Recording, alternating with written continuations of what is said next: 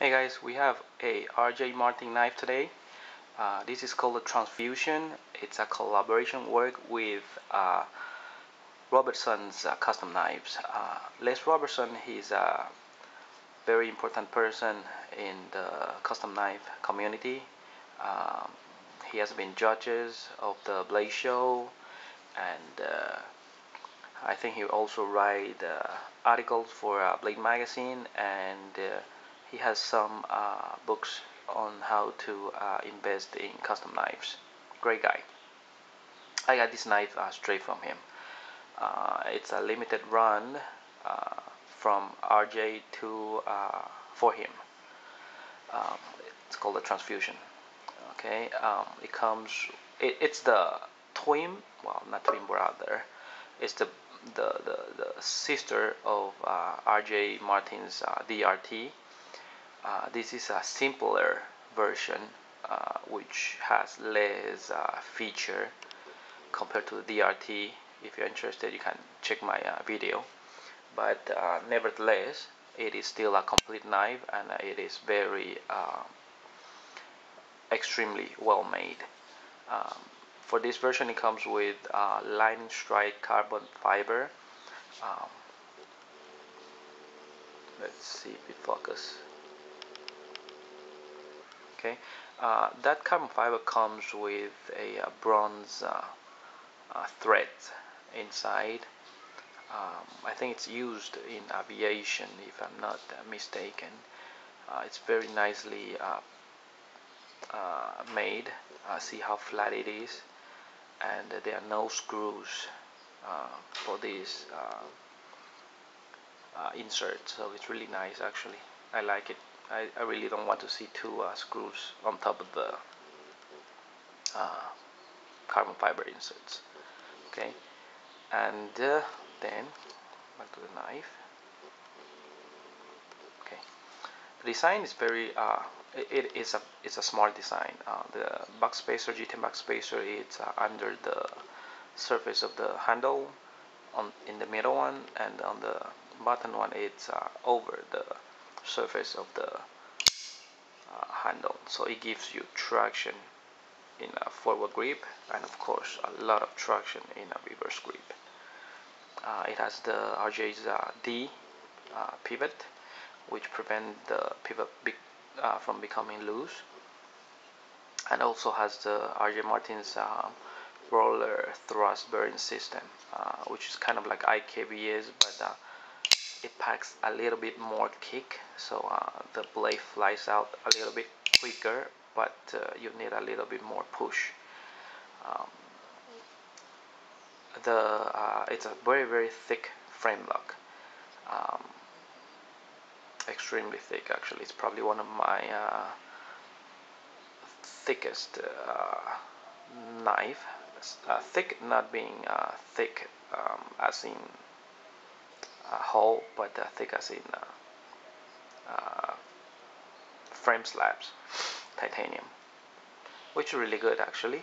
It's a little bit heavy, not overly heavy. It's about 6 points, probably 6.5 ounces, if no less. But for a tactical knife, I think that's fine, because you need a sturdy tactical knife. The clip, uh, it's long, so it stays in nicely in the pocket. It will not come out. Um, it has a little twist here. As you can see, the clip, it's not. Let's see if it goes. It's not completely flat. Why? Because RJ has a really big, really heavy, strong detent, and if while you are firing the blade, but you are pushing the lock bar, it will make it very hard for it to deploy. So RJ has this long clip, so when you hold the knife like this, it will never touch the lock bar. See, you can fire the knife really nicely. So the length is needed. It's also good because if it's in your pocket and you reach in with your middle finger, and when you pull out, your index finger is already in the uh, trigger position. So smart design.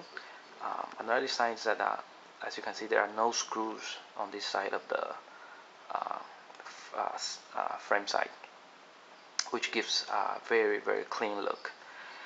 There's only one screw on this side, well, excluding the pocket clip screw. So it's really nice. I don't know how RJ makes them stick together, but I have been trying to pull it away or pushing it and doing tests, not abusing it, but trying to see if I can break it. It's been very strong. There are absolutely no movement. Another design that I really like is the blade. It's inside. It's almost the blade's almost all inside, hidden inside the handle, which I really like. I don't like blade that sticks out too much because it makes it hard to grab. This style makes it easy if you want to use it as a Q button, or you want to hit it with the tip of the lower tip of the folder. Very comfortable in the hand. The blade heights. So less damage you'll be able to do to the blade also, because it's less exposed. The detent is extremely strong. It sucks right in, and it stays there. See? Okay, I really love that detent. The blade does not move even when closed. It doesn't move when it's opened. There are no stickiness for this blade. What else? Okay, back to the blade shape. It's a it has two curves, outward and inward.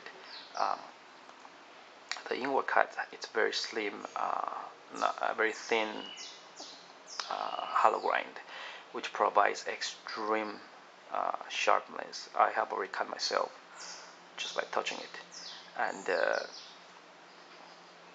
this is very thin, very easy for slicing. This is a thicker grind. I think this is not hollow. It's, well, if it's a very shallow hollow grind, which makes it good for piercing, so you don't have to be afraid that it breaks because it's thin. The top of the blade, the back of the blade is really thick. This is as thick as a Strider SMF, if not thicker. I think it's a tiny bit, a hair thicker than the Strider SMF's blade, so it's very thick. And the tip is very sharp, so that's an excellent penetration and excellent biting because of the second tip here. All right. I don't know if Les Robertson still have this knife available, but by far DRT and Transfusion are my best tactical knife. There are no other tactical knives that exceed these two. It has everything a tactical knife should have. There are no thumb studs, so you will not stop at a certain point when you are trying to pierce. The blade is as far as it can go. The sharp portion. It has a small choil here for some work, but I do not recommend because it's really sharp. Other than that, I think it's a 4-inch blade. Also, it's very long. The only downside is a little bit heavy, but if you can only carry one tactical knife, I mean the weight it's not a matter to worry about. What else? I think that's about it.